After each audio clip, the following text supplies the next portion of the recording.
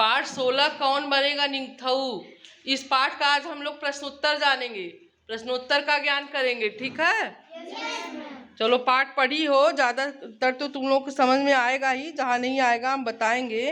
तो ये पहला प्रश्न है, राजा के बच्चों के नाम क्रमशः थे।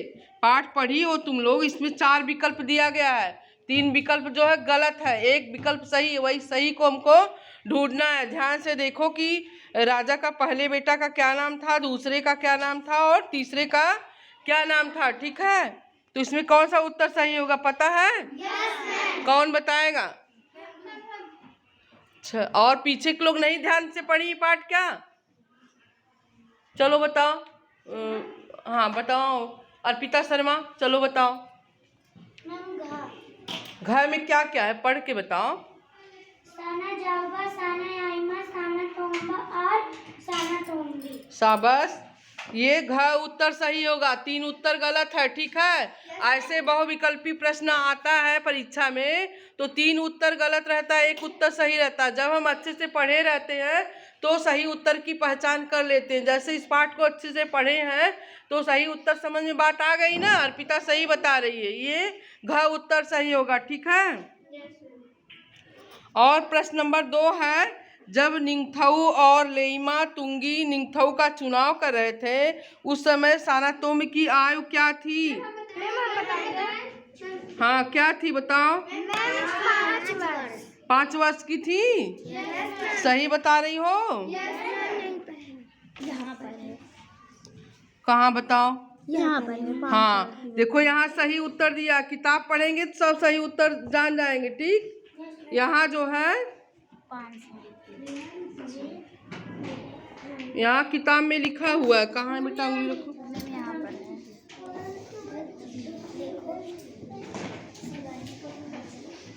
हाँ यहाँ देखिए, यहाँ किताब में लिखा हुआ है 5 साल की बच्ची थी, उसको पता था कि पेड़ में भी जान होता है और राजा खुश हो गए कि ये तो दूसरे का दर्द समझेगी। जब पेड़ का दर्द समझ रही है, अरे पेड़ तो मर गया तो ये दूसरे का दर्द समझेगी। तो उस समय कितने वर्ष थी? 5 वर्ष की थी। सही उत्तर क्या होगा? 5 वर्ष। 5 वर्ष का हम विकल्प सही लिखेंगे अपने उत्तर में, ठीक। ये 5 वर्ष ही सही होगा ना,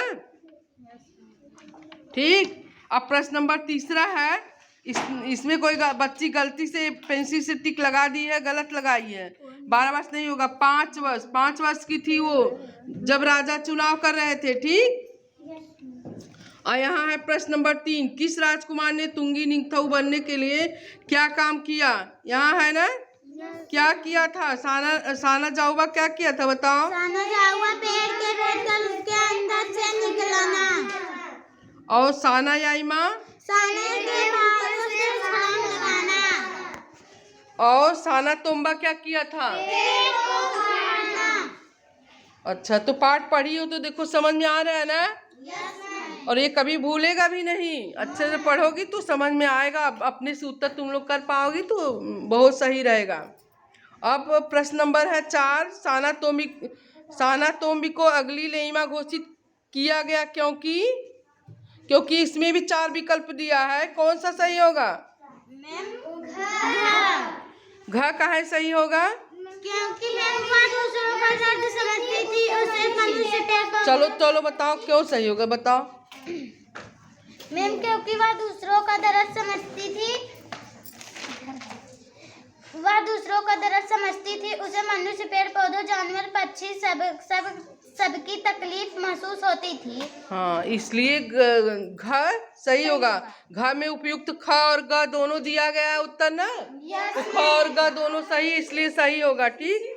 अब 5वां है, निंगथऊ को किसने याद दिलाया कि खोंगनंग में भी जान है?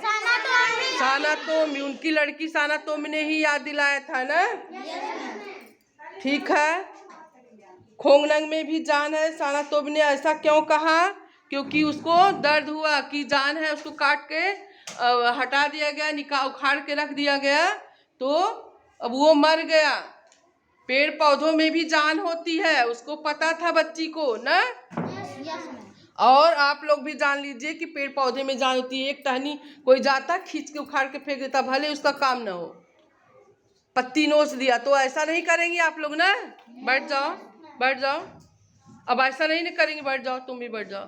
अब ऐसा नहीं करेंगी कि जाते जाते फूल नोच लेंगी, पत्ती तोड़ के गिरा देंगी, ऐसा नहीं करेंगी। क्योंकि आज अभी नहीं जान रही थी तो अब जान लीजिए कि पेड़ में भी जान होती है। पेड़ पौधा को हमें सुरक्षित रखना है। ठीक, बात समझ में आ रही है ना? ठीक।